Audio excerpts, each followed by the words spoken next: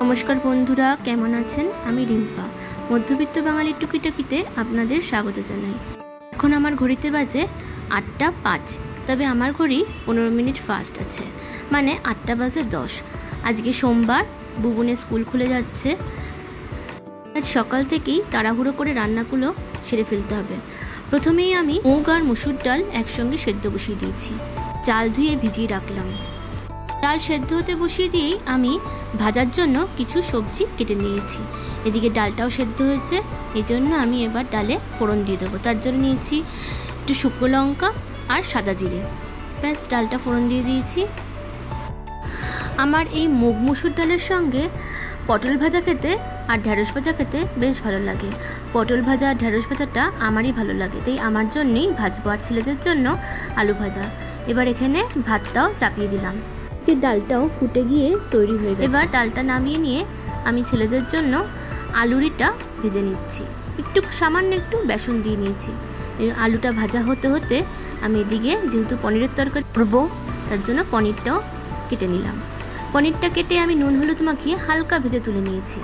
পনির যখন ভাজি তখন পনিরটাকে আমি নুন আর হলুদ দিয়ে ভালো করে মেখে নিই, তা না হলে পনিরের ভেতরে নুনটা ভালো করে ঢোকে না। এবার তেলের মধ্যে আমি একটু গোটা গরম মশলা ফোড়ন দিয়ে নিয়েছি। ভাজা গন্ধ বেরিয়ে এলেই আমি ডুমো করে কেটে রাখা আলুগুলো দিয়ে ভালো করে ভেজে নেব। এবার আলুটাকে টমেটো, আদা, ধনে গুঁড়ো, জিরে গুঁড়ো এই সকল মশলা দিয়ে ভালো করে কষিয়ে নেব। কষিয়ে নেওয়ার পর জল আর তার সঙ্গে পনিরটা দিয়ে দেবো। জলটা পনিরের ভাজার মধ্যে দিয়েই ভালো করে গরম করে নিয়েছিলাম, তাহলে পনিরটা আবার একটু ভালো মতন সফট হয়। এবার ভালো করে নেড়ে চেড়ে মশলাটা এর মধ্যে পনিরের সঙ্গে ভালো করে মিশে গেলে এবার ফুটতে দেব। থাকুক, ততক্ষণে আমি বুবুনের টিফিনটা বানিয়ে ফেলি। বুবুনের টিফিন বানানোর জন্য প্রথমে আমি তেলে গাজর আর ক্যাপসিকাম কুচি একটুখানি নুন দিয়ে ভালো করে ভেজে নেব। তার মধ্যে দিয়ে দেবো একটুখানি পনির গুঁড়ো। এইটা আমি পনির ছাড়া চিকেন দিয়েও করা যেতে পারে, তবে আজকে যেহেতু নিরামিষ তার জন্য পনিরটাই দিলাম। বা কোনো সময় আমি আলু সেদ্ধও দিয়ে দিই। পুরটা হয়ে গেলে রুটির মধ্যে একটুখানি পুর দিয়ে রোল বানিয়ে নেব। তবে ডিজাইনের জন্য আমি একটুখানি কেটে ডিজাইন করে নিয়েছি। এবার প্যানের মধ্যে তেল গরম করে অল্প আঁচে 2 পিঠ লাল লাল করে ভেজে নিলেই তৈরি হয়ে যাবে পনির স্প্রিং রোল।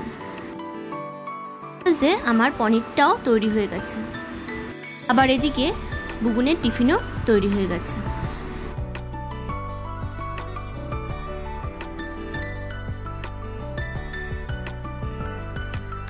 এখন বাজে প্রায় 10:15। 10:15টার মধ্যে আমার রান্না বান্না সব কমপ্লিট।